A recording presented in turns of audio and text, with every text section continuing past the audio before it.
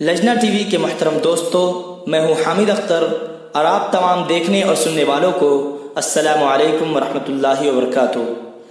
دوستو، ویڈیو شروع کرنے سے پہلے عرض کرتے چلیں کہ حسب روایت اگر آپ ہمارے اس چینل پر نئے ہیں تو ہمارے اس چینل کو سبسکرائب کیجئے اور ساتھ میں موجود گھنٹی کے بٹن کو دبانا نہ بھولیے، اور مزید درخواست ہے کہ اگر یہ ویڈیو آپ کو نفع بخش ثابت ہو تو اس ویڈیو کو ضرور لائک کریں۔ آج آپ کی خدمت میں پارہ نمبر 15 کا خلاصہ پیش کریں گے۔ آئیے پارہ شروع کرتے ہیں۔ بسم اللہ الرحمن الرحیم۔ سورۃ الاسراء۔ سورہ اسراء مکی ہے۔ اس میں 111 آیات اور 12 رکوع ہیں۔ اسراء کا معنی ہے رات کو لے جانا۔ چونکہ اس سورہ میں واقع معراج کا ذکر ہے، اس میں ہمارے آقا صلی اللہ علیہ وسلم کو رات کے وقت مسجد حرام سے مسجد اقصی اور پھر وہاں سے آسمانوں پر لے جایا گیا تھا، اس لیے اسے سورہ اسراء کہا جاتا ہے۔ یہ واقعہ حضور اکرم صلی اللہ علیہ وسلم کا بہت بڑا معجزہ اور آپ کے لیے بہت بڑا اعزاز تھا۔ یہ اعزاز انسانوں میں ہمارے آقا صلی اللہ علیہ وسلم کے سوا کسی کو حاصل نہیں ہوا۔ یہ واقعہ بیداری کی حالت میں پیش آیا۔ اگر یہ نیند کی حالت میں پیش آیا ہوتا تو اسے اتنے اہتمام کے ساتھ قرآن کریم میں ذکر نہ کیا جاتا اور نہ ہی مشرکین اسے جھٹلاتے، کیونکہ خواب میں تو اس واقعے سے بھی زیادہ عجیب و غریب واقعات اور مناظر انسان دیکھتا ہے اور کوئی بھی اسے جھوٹا نہیں کہتا۔ اس سورت کی پہلی آیت میں اسی واقعے کی طرف اشارہ ہے۔ واقعہ معراج کے علاوہ جو اہم مضامین اس سورت میں بیان ہوئے ہیں وہ درج ذیل ہیں۔ نمبر 1، بنی اسرائیل کو پہلے سے بتا دیا گیا تھا کہ تم ملک شام میں 2 بار فساد مچاؤ گے اور دونوں بار ہم بطور سزا کے تمہارے اوپر اپنے بندوں کو مسلط کر دیں گے۔ چنانچہ پہلی مرتبہ جب انہوں نے تورات کی مخالفت کی اور حضرت شعیب علیہ السلام جیسے نبی کو ناحق قتل کیا تو ان پر بخت نصر اور اس کے لشکر کو مسلط کر دیا گیا، جو پورے ملک میں ایک کنارے سے دوسرے کنارے تک پھیل گئے۔ انہوں نے علماء اور رؤساء کو قتل کر دیا، تورات جلا ڈالی، بیت المقدس کو ویران کر دیا اور بہت سارے اسرائیلیوں کو گرفتار کر کے لے گئے۔ دوسری بار یہود کا فتنہ و فساد اس وقت عروج کو پہنچ گیا جب انہوں نے حضرت زکریا اور حضرت یحییٰ علیہ السلام کو شہید کیا اور وہ گناہوں میں حد سے بڑھ گئے۔ اب کی بار بابل کا ایک بادشاہ جسے بردوس یا خردوس کے نام سے یاد کیا جاتا ہے ان پر مسلط کر دیا گیا۔ یہی فتنہ و فساد یہود کی تاریخ رہی ہے۔ نبی کریم صلی اللہ علیہ وسلم کے زمانے میں بھی انہوں نے اپنے آبا کی روایت کے مطابق جب جرائم اور سازشوں کی راہ اختیار کی تو ان پر مسلمانوں کو غلبہ عطا کر دیا گیا، جنہوں نے انہیں جزیرہ عرب سے نکال باہر کیا۔ ماضی قریب میں ہٹلر ان کے لیے خدائی کوڑا ثابت ہوا، جس نے بے شمار یہودیوں کو قتل کیا اور بیماروں کو زندہ جلا ڈالا۔ آج پھر ان کا فتنہ و فساد عروج تک پہنچ گیا ہے۔ اب دیکھیے ان پر اللہ کا قہر کب نازل ہوتا ہے۔ نمبر 2، قرآن کریم کی عظمت۔ انسان کی فطرت و طبیعت میں داخل جلد بازی اور ہر انسان کے ساتھ اس کے عمل اور نتائج عمل کے لازم ہونے کا ذکر کرنے کے بعد اجتماعی زندگی کے تقریباً 13 اسلامی آداب و اخلاق بیان کیے گئے ہیں۔ حقیقت میں اخلاق و آداب ہی کی وجہ سے کوئی امت اور فرد عزت اور عظمت کے مستحق بنتے ہیں۔ بعض حضرات نے ان آداب کو معراج کا پیغام بھی قرار دیا ہے۔ یہ آداب جو آیت نمبر 23 سے آیت نمبر 39 تک مذکور ہیں درج ذیل ہیں کہ اللہ کے سوا کسی کی عبادت نہ کرو، والدین کے ساتھ بھلائی کرتے رہو، رشتہ داروں، مسکینوں اور مسافروں کو ان کا حق دو، مال کو فضول خرچی میں نہ اڑاؤ، نہ بخل کرو، نہ ہاتھ اتنا کشادہ رکھو کہ کل کو پچھتانا پڑے، اپنی اولاد کو مفلسی کے ڈر سے قتل نہ کرو، کسی جاندار کو ناحق قتل نہ کرو، یتیم کے مال میں ناجائز تصرف نہ کرو، وعدہ کرو تو اسے پورا کرو، ناپ تول پورا کیا کرو، جس چیز کے بارے میں تحقیق نہ ہو اس کے پیچھے نہ پڑو، زمین پر اکڑ کر نہ چلو۔ آخر میں دوبارہ کہہ دیا کہ اللہ کے ساتھ کسی کو معبود نہ بناؤ۔ نمبر 3، مشرکین کے بارے میں بتایا گیا ہے کہ وہ اللہ کی طرف بیٹیوں کی نسبت کرتے ہیں، اخروی زندگی کا انکار کرتے ہیں اور بڑے تعجب سے کہتے ہیں کہ کیا جب ہم مر کر بوسیدہ ہڈیاں اور چورا چورا ہو جائیں گے تو کیا ہمیں نئے سرے سے پیدا کیا جائے گا؟ حضور اکرم صلی اللہ علیہ وسلم سے حسی معجزات کا مطالبہ کرتے ہیں۔ کبھی کہتے ہیں ہم ایمان تب لائیں گے جب آپ ہمارے لیے زمین سے چشمہ جاری کر دیں گے۔ کبھی کہتے ہیں کھجوروں اور انگوروں کا باغ لہلہا دیں۔ کبھی کہتے ہیں ہمارے اوپر آسمان کا ٹکڑا گرا دیں، یا اللہ اور فرشتوں کو ہمارے سامنے لے آؤ۔ کبھی کہتے ہیں تم اپنے لیے سونے کا گھر بنا کر دکھاؤ، یا ہمارے سامنے آسمان پر چڑھ جاؤ اور وہاں سے کوئی تحریر لے آؤ۔ علاوہ ازیں اس صورت میں قرآن کریم کی عظمت و صداقت، اس کے نزول کے مقاصد اور اس کے معجزہ ہونے، اللہ کی طرف سے انسان کو تکریم دیے جانے، اسے روح اور زندگی جیسی نعمت کے عطا ہونے، نبی کریم صلی اللہ علیہ وسلم کو نماز تہجد کا حکم دیے جانے، حضرت موسیٰ علیہ السلام اور فرعون کا قصہ، اور قرآن کریم کے تھوڑا تھوڑا نازل ہونے کی حکمت جیسے مضامین بھی مذکور ہیں۔ سورت کے اختتام پر بتایا گیا ہے کہ اللہ تعالی شریک اور اولاد سے پاک ہے اور وہ اسماء الحسنی کے ساتھ متصف ہے۔ ناظرین، سورہ اسراء مکمل ہوئی۔ اب یہاں سے سورہ کہف کے بارے میں ذکر ہوگا۔ سورہ کہف مکی ہے۔ اس میں 110 آیات اور 12 رکوع ہیں۔ کہف غار کو کہتے ہیں، چونکہ اس صورت میں غار والوں کا قصہ بیان کیا گیا ہے، اس لیے اسے سورہ کہف کہا جاتا ہے۔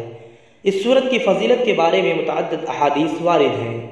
امام احمد، مسلم اور نسائی نے حضرت ابو درداء رضی اللہ عنہ سے روایت نقل کی ہے کہ جو شخص سورہ کہف کی آخری 10 آیات پڑھے گا وہ دجال کے فتنے سے محفوظ رہے گا۔ اہل علم کہتے ہیں کہ سنت یہ ہے کہ جمعہ کے دن یا رات میں سورہ کہف پڑھی جائے، کیونکہ نبی کریم صلی اللہ علیہ وسلم نے فرمایا ہے جو شخص جمعہ کے دن سورہ کہف پڑھے گا اس کے لیے 2 جمعوں کے درمیان کو نور سے منور کر دیا جائے گا۔ سورہ کہف ان 5 سورتوں میں سے ایک ہے جن کی ابتدا الحمدللہ سے ہوتی ہے۔ باقی 4 سورتیں یہ ہیں: فاتحہ، انعام، سبا اور فاتح۔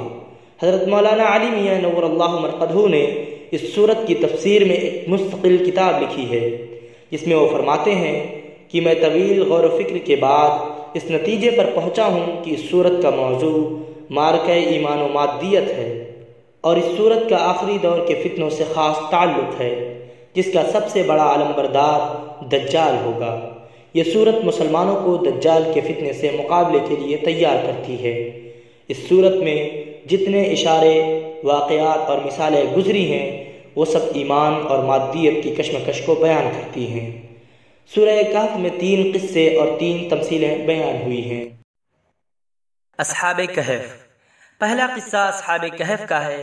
یہ وہ چند صاحب ایمان نوجوان تھے جنہیں دقیانوس نامی بادشاہ بت پرستی پر مجبور کرتا تھا۔ وہ ہر ایسے شخص کو قتل کر دیتا تھا جو اس کی شرکیہ دعوت کو قبول نہیں کرتا تھا۔ ان نوجوانوں کے ایک طرف مال و دولت کے انبار، اونچے عہدوں پر تقرر اور معیار زندگی کی بلندی جیسی ترغیبات دی گئیں، اور دوسری طرف ڈرایا دھمکایا گیا اور جان سے مار دینے کی دھمکیاں دی گئیں۔ ان نوجوانوں نے ایمان کی حفاظت کو ہر چیز پر مقدم جانا اور اسے بچانے کی خاطر نکل کھڑے ہوئے۔ چلتے چلتے شہر سے بہت دور ایک پہاڑ کی غار تک پہنچ گئے۔ انہوں نے اس غار میں پناہ لینے کا ارادہ کیا۔ وہ جب غار میں داخل ہو گئے تو اللہ نے انہیں گہری نیند سلا دیا۔ یہاں وہ 309 سال تک سوتے رہے۔ جب نیند سے بیدار ہوئے تو کھانے کی فکر ہوئی۔ ان میں سے ایک کھانا خریدنے کے لیے شہر آیا۔ وہاں اسے پہچان لیا گیا۔ 3 صدیوں میں حالات بدل چکے تھے۔ اہل شرک کی حکومت کب کی ختم ہو چکی تھی اور اب موحد برسر اقتدار تھے۔ ایمان کی خاطر گھر بار چھوڑنے والے یہ نوجوان ان کی نظر میں قومی ہیروز کی حیثیت اختیار کر گئے۔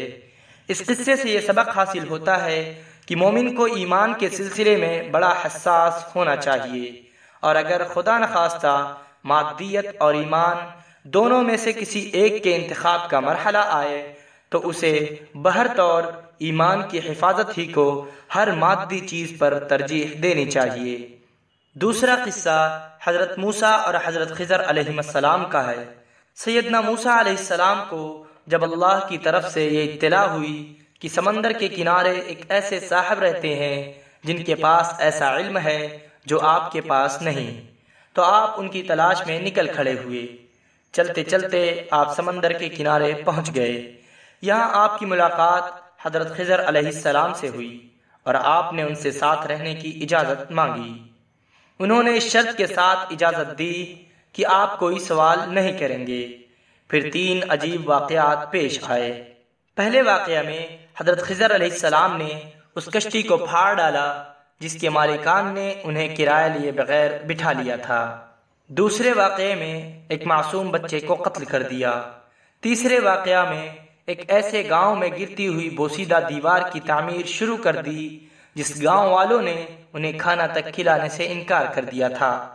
حضرت موسیٰ علیہ السلام تینوں مواقع پر خاموش نہ رہ سکے اور بول پڑے کہ آپ نے ایسا کیوں کیا۔ تیسرے سوال کے بعد حضرت خضر علیہ السلام نے جدائی کا اعلان کر دیا کہ اب آپ میرے ساتھ نہیں چل سکتے۔ البتہ تینوں واقعات کی اصل حقیقت انہوں نے آپ کے سامنے بیان کر دی۔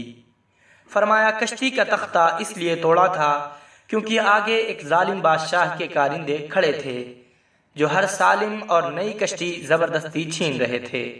جب میں نے اسے عیبدار کر دیا تو یہ اس ظالم کے قبضے میں جانے سے بچ گئی۔ یوں ان غریبوں کا ذریعہ معاش محفوظ رہا۔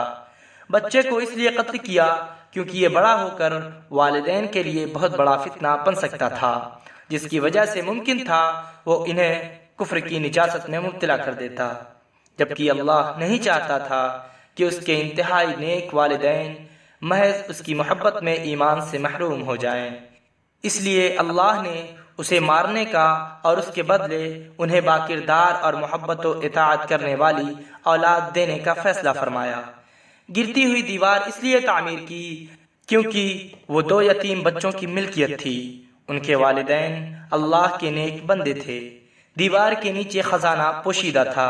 اگر وہ دیوار گر جاتی تو لوگ خزانہ لوٹ لیتے اور نیک والدین کے یہ 2 یتیم بچے اس سے محروم ہو جاتے۔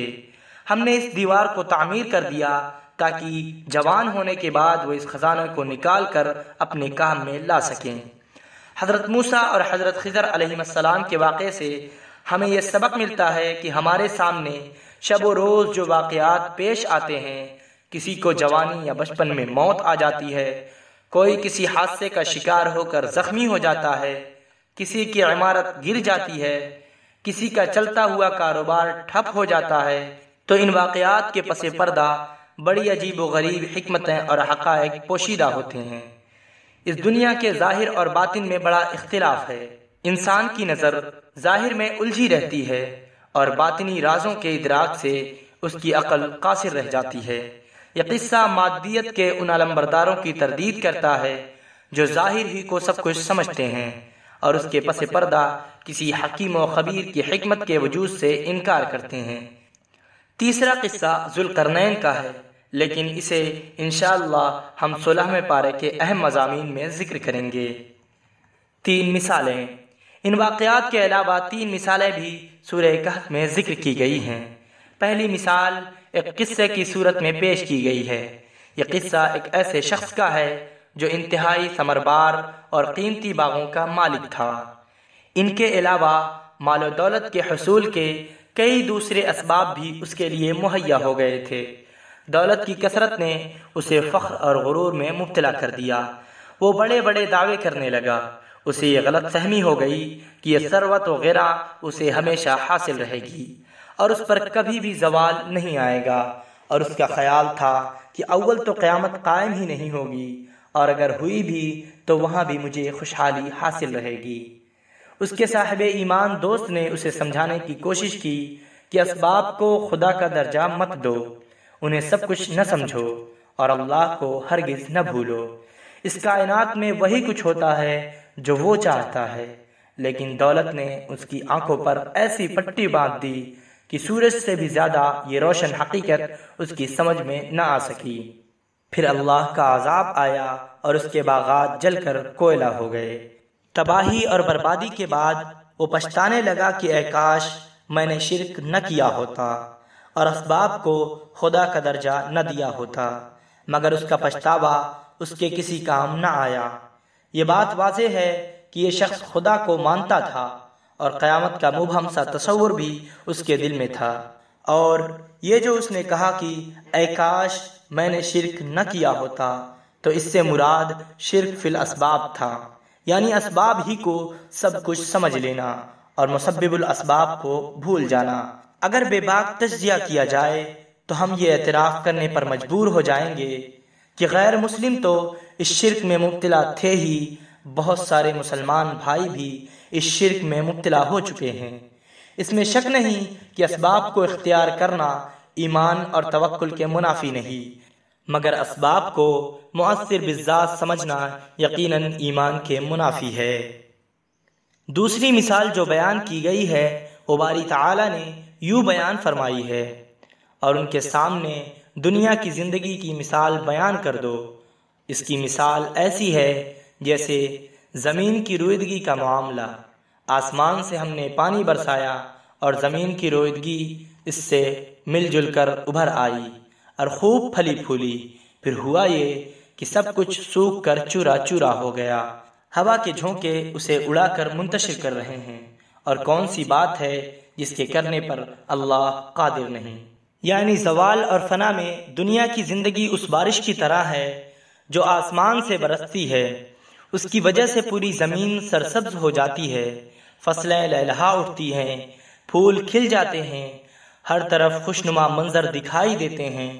پھر اس کمال پر زوال آتا ہے، پھول مرجھا جاتے ہیں، پتے جھڑنے لگتے ہیں، فصل کو کاٹ دیا جاتا ہے، اسے پیروں تلے روندا جاتا ہے۔